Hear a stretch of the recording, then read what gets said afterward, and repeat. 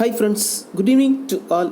UGTRB BRT exam 2024. So எல்லாருமே exam எழுதிட்டு அதற்கான tentative answer key plus cut off mark எவ்வளோ வரும், எவ்வளோ மார்க் எடுத்தால் நமக்கு வந்து ஜாப் வந்து கிடைக்கும் அப்படிங்கிற மாதிரி ஸோ நீங்கள் கேட்டுகிட்டே இருக்கிறீங்க. ஸோ கால் பண்ணி கேட்குறதா இருந்தாலும் சரி தான், இல்லை வந்து மெசேஜில் கேட்குறதா இருந்தாலும் சரி தான். சார், நான் இவ்வளோ மார்க் வருது, நான் என்ன கேட்டகரியில் இருக்கேன், எனக்கு வந்து ஜாப் கிடைக்குமா கிடைக்காதா அப்படிங்கிற மாதிரி கேட்டுகிட்டே இருக்கிறீங்க. பட் அதை பற்றி தான் இந்த வீடியோ பதிவில் நம்ம டீட்டெயிலாக நம்ம பார்க்க போகிறோம். இப்போது டோட்டலாக பார்த்தீங்க அப்படின்னா இந்த எக்ஸாமை வந்து எவ்வளோ பேர் அப்ளை பண்ணியிருந்தாங்க, எவ்வளோ பேர் வந்து எக்ஸாம் அட்டன் பண்ணாங்க அப்படின்னா, அதாவது அப்ளை பண்ணது பார்த்தீங்க அப்படின்னா 41,478 பேர் வந்து இந்த எக்ஸாமுக்காக அப்ளை பண்ணியிருந்தாங்க. ஆனால் எக்ஸாம் அட்டன் பண்ணது எத்தனை பர்சன்டேஜ் அப்படின்னா 97% வந்து எக்ஸாம் வந்து அப்ளை பண்ணியிருக்காங்க. ஸோ நான் 41,478ல் 97% வந்து எக்ஸாம் அட்டன் பண்ணியிருக்காங்க. 3% வந்து ஆப்சண்ட். ஓகே, இப்போது இதோட கட் ஆஃப் எவ்வளோ வரும் அப்படிங்கிற மாதிரி கேட்டுகிட்டே இருக்கிறீங்க.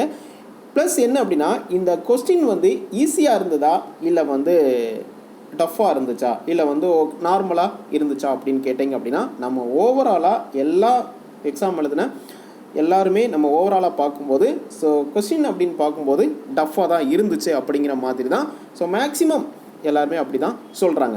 ப்ளஸ் என்ன அப்படின்னா, Tamil eligibility test. But Tamil eligibility டெஸ்ட்டை பொறுத்த வரைக்கும் ஒன்லி 10th ஸ்டாண்டர்ட் தான். அப்படி இருக்கும்போது கொஸ்டின்ஸ் அப்படின்னு பார்க்கும்போது ஈஸியாக இருந்தாலும் ப்ளஸ் என்ன அப்படின்னா கொஞ்சம் டஃப் தான். அந்த இலக்கணம் அப்படிங்கிறதெல்லாம் கொஞ்சம் பேசி கொஞ்சம் டஃப் தான் கேட்டதுனால கொஞ்சம் டஃப்பாக இருந்தது அப்படிங்கிற மாதிரி தான் சொல்கிறாங்க. பட் அப்படி இருந்தாலுமே 20 மார்க் அப்படிங்கிறது வந்து பாஸ் மார்க் எடுத்துடலாம். பட் அந்த மாதிரி தான் கொஷின் அப்படிங்கிறது வந்து இருந்துச்சு. பட் மேஜர் பார்ட்டை பார்க்கும்போது இது டிகிரி லெவல் அப்படிங்கிறதுனால கொஞ்சம் டஃப்பாக இருந்துச்சு. கொஞ்சம் அனலைஸ் பண்ணி தான் போடுற மாதிரி இருந்துச்சு. அது மட்டும் இல்லாமல் டைம் மேனேஜ்மெண்ட் வந்து சரியாக பண்ண முடியல அப்படிங்கிற மாதிரி ஒரு சில டீச்சர்ஸ் வந்து நீங்கள் சொல்லியிருக்கிறீங்க. ஒரே ஒரு விஷயம் புரிஞ்சுக்கோங்க, இது வந்து டிகிரி லெவல் அப்படிங்கிறதுனால நீங்கள் வந்து கொஞ்சம் டிகிரி லெவலில் தான் கொஸ்டின்ஸ் அப்படிங்கிறது இருக்கும். அதாவது ஸ்கூல் புக்ஸை மட்டுமே படித்தோம் அப்படின்னா, நம்ம ஆரம்பத்துலேருந்தே சொல்லிட்டு தான் இருந்தோம், ஸ்கூல் புக்ஸை மட்டும் நீங்கள் படிச்சிங்க அப்படின்னா உங்களால் மார்க் அப்படிங்கிறது வந்து ஸ்கோர் பண்ண முடியாது. இது degree level first time exam வந்து அப்படிங்கிறது வந்து கண்டக்ட் பண்ணுறாங்க. யூனிட்ஸ் அப்படின்னு சிலபஸ் அப்படிங்கிறது பார்த்தீங்க அப்படின்னா ரொம்ப ஹெவியான சிலபஸ். அதனால் கொஞ்சம் நீங்கள் டிகிரி லெவலில் கொஞ்சம் அதாவது டெப்த்தாக படித்தா மட்டும்தான் மார்க் அப்படிங்கிறது வந்து ஸ்கோர் பண்ண முடியும் அப்படிங்கிற மாதிரி நம்ம சொல்லியிருந்தோம். பட் ஒரு சில பேர் என்ன அப்படின்னா அதாவது அந்த ஸ்கூல் புக்ஸை மட்டுமே படிச்சுட்டு போதும் அப்படிங்கிற மாதிரி சொன்னீங்க. பட் கொஸ்டின்ஸ் எப்படி இருந்துச்சு, எப்படி கேட்டிருக்கிறாங்க அப்படிங்கிறது உங்களுக்கே தெரியும். எப்படி இருந்தாலும் கொஸ்டின்ஸ் வந்து எல்லாருக்குமே அப்படி தான் அவங்க ஃபீல் பண்ணுறாங்க. பட் அப்படி இருக்கும்போது கட் ஆஃப் மார்க்கை பொறுத்த வரைக்கும் ரொம்ப ரொம்ப கம்மியாக தான் வரும். நீங்கள் எதிர்பார்த்த மாதிரி. அதாவது நீங்கள் வந்து ஒரு சில பேர் வந்து அதாவது என்ன அப்படின்னா ப்ரைவேட் கீயை வந்து செக் பண்ணிவிட்டு எனக்கு வந்து ரொம்ப மார்க் வருது, அதாவது என்ன சொல்கிறாங்க அப்படின்னா, சார் அவங்களுக்கு வந்து 100க்கு மேலே வருது, 110 வருது, 120 வருதுன்னு சொல்கிறாங்க. அப்போ 120 வருதுன்னு சொல்கிறாங்க, அதாவது கட் ஆஃப் மார்க் வந்து ரொம்ப அதிகமாக இருக்குமா அப்படின்லாம் கேட்குறீங்க. ஒரே ஒரு விஷயம் புரிஞ்சுக்கோங்க, இந்த ப்ரைவேட் கீழே வந்து 100% வந்து நமக்கு வந்து ரைட் அப்படிங்கிறது வந்து சொல்ல முடியாது. பட் என்ன தான் இருந்தாலுமே ஒரு 5லேருந்து ஒரு 15 கொஸ்டின்ஸ் வரைக்கும் ராங் இருக்கத்தான் செய்யும். பட் அப்படி இருக்கும்போது இது நமக்கு வந்து ஃபைனல் கீயும் கிடையாது, ஃபைனல் ரிசல்ட்டும் கிடையாது. பட் இதை நினச்சி யாருமே நீங்கள் வந்து ஒரி பண்ணிக்க வேண்டாம். அவங்களுக்கு வந்து அவ்வளோ மார்க் வருது, 120 வருது, 110 வருது அப்படின்னு யாருமே ஃபீல் பண்ண வேண்டாம்.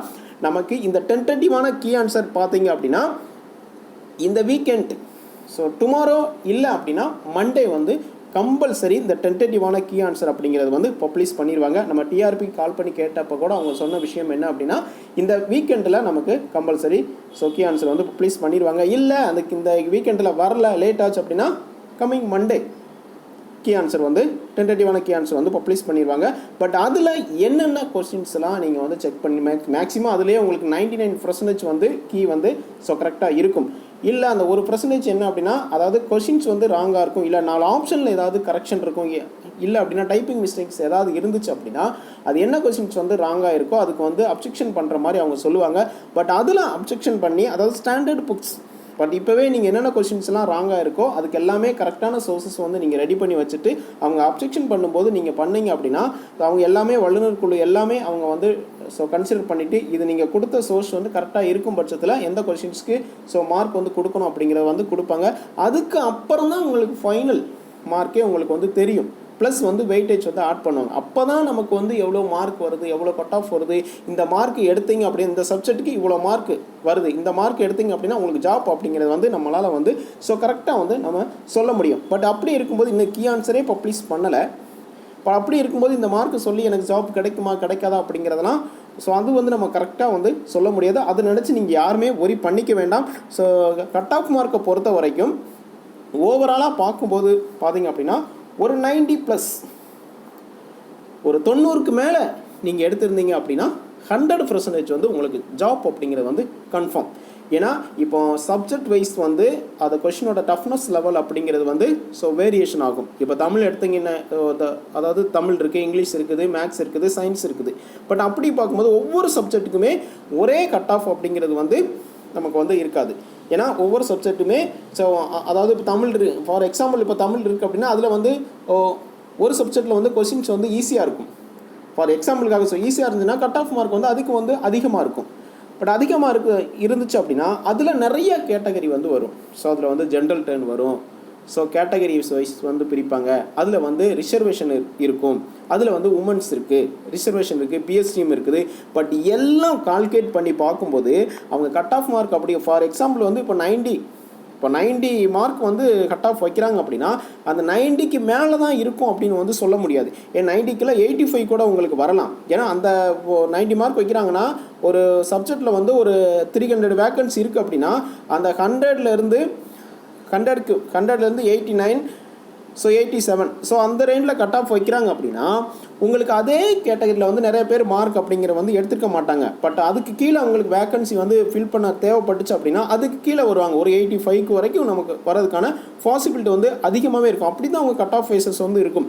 அதாவது இப்போ வந்து 90க்கு மேலே சொல்லிட்டாங்க, அதனால 90 கீழே எடுத்தவங்களுக்கு வந்து எங்களுக்கு போஸ்டிங்கு போட மாட்டாங்களா அப்படின்லாம் தயவு செய்து நினைக்க வேண்டாம். கட் ஆஃப் மார்க்கை பொறுத்த வரைக்கும் அந்த சப்ஜெக்ட் வைஸு எவ்வளோ வேக்கன்சி இருக்குது, கேட்டகரி வைஸ் பார்ப்பாங்க, ரிசர்வேஷன் பார்ப்பாங்க, அதில் உமன்ஸ் இருக்குது, விடோ இருக்குது, எல்லாம் அனலைஸ் பண்ணி பார்க்கும்போது நம்ம கட் ஆஃப் மார்க் அப்படிங்கிறது வந்து ரொம்ப கம்மியாக தான் வரும். அதனால் யாருமே எந்தவித ஒரியுமே பண்ணிக்க வேண்டாம்.